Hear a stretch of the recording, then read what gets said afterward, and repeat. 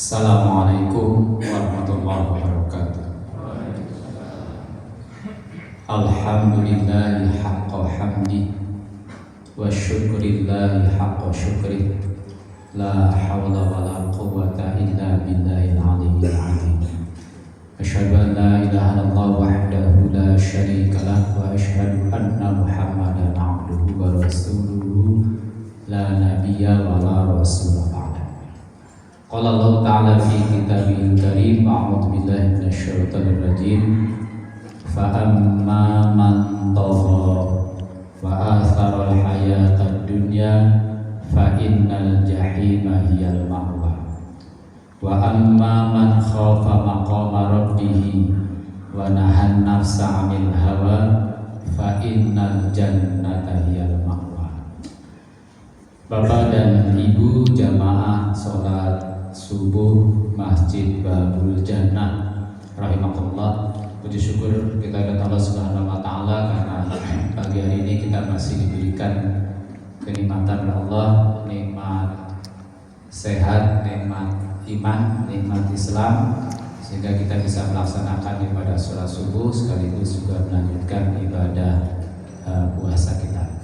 Semoga ibadah-ibadah yang sudah kita laksanakan senantiasa mendapat ridho Allah Subhanahu wa taala. Amin. Shalawat dan salam mudah-mudahan dilimpahkan pada junjungan kita yakni Nabi besar Muhammad sallallahu alaihi wasallam. Bapak Ibu sekalian rahimakumullah, dalam salah satu ayat, satu surat, dua ayat dalam satu surat tadi, surah An-Nazi'ah ayat 37 sampai 40 atau 41 ya. Itu tadi Allah menyatakan fa amma man tagha, barang siapa yang melampaui batas, wa asfarul hayatad dunya, dan lebih mementingkan kehidupan dunia, fa innal jahima hiyal ma'wa, maka neraka jahim adalah tempat kembalinya. Ayat berikutnya wa amma man, dan adapun orang khafa yang takut maqama rabbih, pada kedudukan Tuhannya, menahan nafsa anil hawa, dan dapat menahan nafsunya, fa innal jannata, maka surga hiyal ma'wa adalah tempat kembali. Dua ayat ini memiliki makna teologis maupun sosiologis. Dalam tafsir Juz Amma Syekh Muhammad Abduh, dalam Al-Marughi, tafsir Al-Marughi, Syekh Imam Al-Marughi dalam tafsir Al-Quran, Ibnu Katsir, tafsir Ibnu Katsir, itu mengklasifikasikan dari dua ayat ini menjadi dua kelompok. Kata Syekh Muhammad Abduh, ada dua tipologi orang berdasarkan ayat ini. Yang pertama, fa'amma man tagha, orang yang melampaui batas. Tagha itu melampaui batas. Dalam surah Al-Balad ada taghaw fil bilad. Ini perilaku Fir'aun yang otoriter dalam memimpin, maka disebut dengan taghaw. Dia melampaui batas dalam kepemimpinannya. Jadi semua orang yang melampaui batas itu masuk kategori fa'amma man tagha. Bahkan tidak hanya melampaui batas, wa asarul hayatad dunya, karena dia lebih mementingkan kehidupan dunia. Jadi kalau digandengkan dua ayat ini berarti dia melampaui batas dalam mementingkan kehidupan dunia, dalam arti rakus. Fakta sosiologisnya sekarang banyak orang yang rakus. Akhir-akhir ini kita diperdengarkan dengan parade korupsi. Yang korupsinya tidak hanya 1 juta, 10 juta gitu ya, tapi triliunan, bahkan sampai ratusan triliun. Yang paling akhir kasus Pertamina dengan bensin oplosan Pertamax ya. Katanya Pertamax itu disingkat Pertalit tanpa antri maksimal. Jadi kalau pertalite itu kan antrinya panjang, kalau pertama tuh antrinya cuma pendek aja. Karena tapi isinya pertalite juga, karena dioplos tadi itu. Jadi itu sangat luar biasa, triliunan kerugian yang ditanggung negara. Yang kita juga ikut rugi karena gara-gara mereka terus terjadilah efisiensi. Nah, semuanya dilakukan efisiensi. Jadi ini satu contoh. Jadi kalau dihitung dari kasus-kasus itu sudah sangat banyak sekali. Jadi sudah ratusan triliun, yang itu mungkin sudah hampir sama dengan berapa persennya membangun IKN. Itu cuma hanya dinikmati oleh sekelompok orang saja, oleh beberapa orang saja. Padahal 100 triliun itu kalau pakai bangun masjid Babul Jannah itu bisa 100 lantai, mungkin masih lebih ya. Saking banyaknya. Kalau kita aja nggak pernah lihat uang 100 triliun kayak apa. Karena saking banyaknya. Itu menunjukkan betapa rakusnya. Padahal kalau dari gajinya itu BUMN apalagi Pertamina, gajinya kan sampai bisa miliaran mereka. Merasa tidak cukup. Dengan gajinya yang sudah miliar tidak cukup. Masih harus korupsi. Berarti kan rakus. Tamak. Itu karena wa'asarul hayatan dunia. Mereka lebih mementingkan kehidupan dunia, yang penting bisa dapat uang sebanyak-banyaknya, bisa mengumpulkan uang sebanyak-banyaknya. Padahal kalau makna teologisnya, uang tidak akan dibawa mati. Orang mati ya tanahnya ya cuma 1 kali berapa, 2 meter sudah cukup. Tidak butuh banyak, tidak butuh luasan tanah sampai ratusan meter. Entah dia orang kaya orang miskin sama saja. Nah, jadi inilah kelompok ini yang kemudian rakus, yang tamak, dia lebih mementingkan kehidupan dunia. Apa kemudian kita tidak boleh? Boleh, bahkan dalam agama Islam juga wajib kita untuk mencari kehidupan dunia selayak-layaknya, sebaik-baiknya. Kalau bisa kaya, sekaya-kayanya. Karena kekayaan di tangan orang yang soleh itu bisa dirasakan oleh orang lain. Kekuatan, kelebihan di tangan orang yang baik itu orang lain akan mendapatkan kebaikannya. Inilah bedanya teorinya Ki Ahmad Dahlan, Ki Haji Darwis dengan teori Darwin. Kalau teori Darwin kan yang kuat makan yang lemah. Maka oleh Adolf Hitler diadopsi memperkuat militernya untuk mencaplok negara-negara lain. Karena yang kuat bisa menguasai yang lemah. Tapi di tangan Ki Ahmad Dahlan, yang kuat itu tidak mencaplok yang lemah, tapi yang kuat memberdayakan yang lemah. Yang kuat membantu yang lemah. Lahirlah rumah sakit PKU yang mengobati orang banyak. Kemudian lahirlah pendidikan Muhammadiyah. Walaupun sekarang banyak pendidikan Muhammadiyah yang bagus-bagus, mahal gitu ya. Tapi kan filosofinya pendidikan itu dibangun oleh orang-orang yang punya kemampuan secara ekonomi, bangun pendidikan untuk mendidik orang termasuk orang-orang yang lemah. Berarti kan di tangan Ki Ahmad Dahlan, yang kuat itu tidak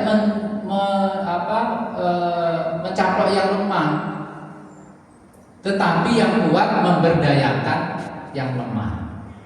Nah, jadi memang diperintahkan. Dalam ayat lain katakan wabtaghi fima ataqallahu darul akhirah wa la tansa nasibaka minad dunya. Cari kehidupan akhirat. Tetapi wala tansa nasibaka minad dunya. Jangan lupa nasibmu di dunia. Nasibnya harus bagus di dunia. Kalau kita punya materi kaya, kan bisa beramal dengan banyak. Kita bisa beramal seperti hanya bisa berpuasa seperti orang lain, tapi kita juga bisa beramal, bersedekah. Ketika Ahlus Sufah melihat orang-orang kaya datang, kemudian mereka bisa bersedekah dengan kekayaannya, lalu mereka merasa iri. Ahlus Sufah ini Kopassusnya Nabi lah kira-kira, yang biasa tidur di masjid, nanti kalau pas perang mereka paling depan. Nah kemudian mengadu pada Nabi, ya Rasul, kami bisa puasa, mereka juga puasa. Kami sholat, mereka juga bisa sholat. Tapi mereka bisa berinfak, kami tidak, karena nggak punya duit. Mereka orang kaya punya duit. Akhirnya kemudian Nabi menghibur, wa tahliluhas sodaqah, wa takbiruhas sodaqah, wa tasbihuhas sodaqah. Tahlilmu itu sedekah, bacaan takbirmu itu sedekah, tasbihmu itu juga sedekah. Jadi Nabi menghibur. Jadi kamu beribadah, tetap berzikir itu juga bagian dari sedekah. Walaupun orang kaya juga bisa berzikir kan. Nah, jadi tetap dia punya keunggulan dari kekayaannya. Jadi kalau memang bisa kaya, kenapa tidak? Tetapi kekayaan yang kita dapatkan harus dari sumber yang halal. Tidak boleh dari sumber yang haram.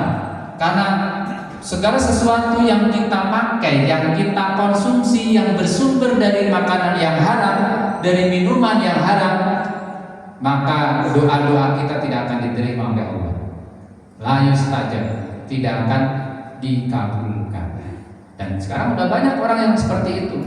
Orang yang sudah tidak lagi memperhatikan halal dan haram, yang penting bagaimana mereka mendapatkan uang sebanyak-banyaknya dan dengan modal sedikit-dikitnya. Itulah yang disinyalir oleh Nabi dalam hadis, sayati alaikum zamanun la yubalil mar'u amin halalin amin haramin. Dalam hadis Bukhari, akan datang suatu zaman di mana orang sudah tidak lagi memperdulikan apakah sumber makanan minumannya itu bersumber dari yang halal, amin haramin, atau dari yang haram. Pokoknya yang penting dapat uang, yang penting dapat kekayaan. Itulah yang tadi kategori fa'amman tohol wa asarul hayatad dunya. Maka oleh Allah diancam fa'innal jahima hiyal maut. Inilah neraka jahim itu bagi kelompok orang-orang yang tipologi yang rakus dan tamak tadi. Nah, tipologi yang kedua kata Syekh Muhammad Abdul, wa amman khafa maqama rabbih. Orang yang takut kepada Allah. Yang kedua, wa nahan nafsa 'anil hawa, dan bisa menahan nafsunya.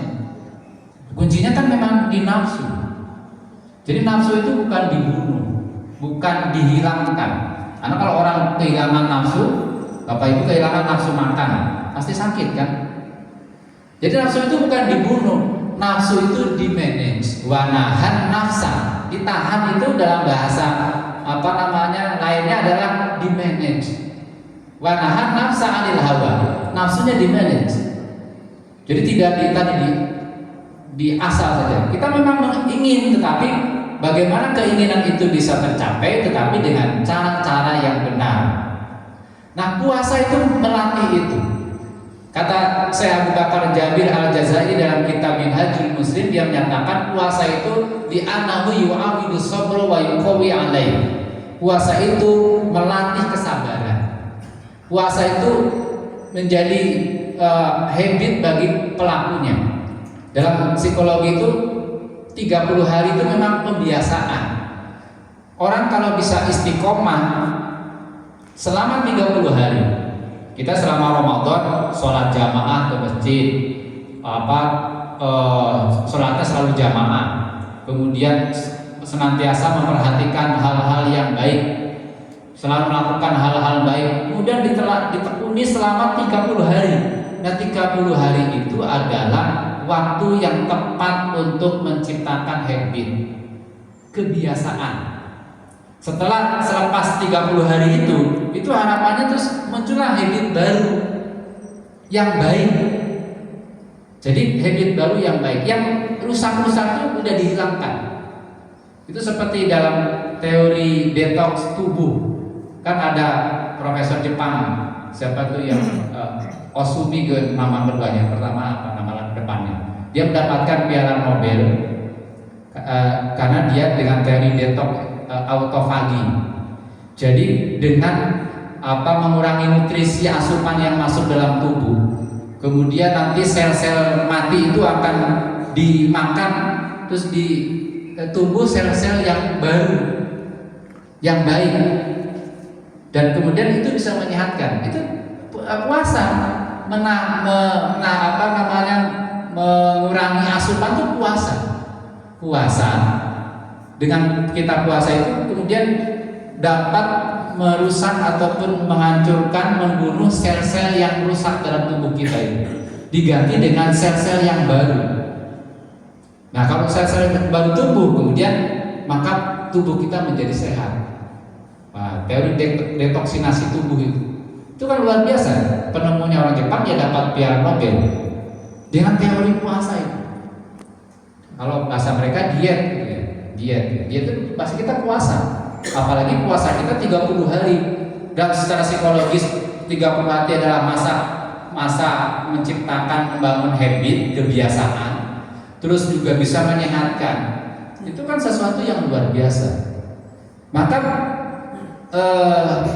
pelatihan di bulan puasa selama 30 hari, di antaranya tadi menahan nafsu, memanage hawa nafsu pada saat bulan Ramadan, dan nafsu apapun kan, keinginan apapun. Kita tidak makan minum, kita tidak berkata-kata kotor, kita tidak menyakiti orang, berusaha untuk melakukan menahan hal-hal yang buruk tadi itu.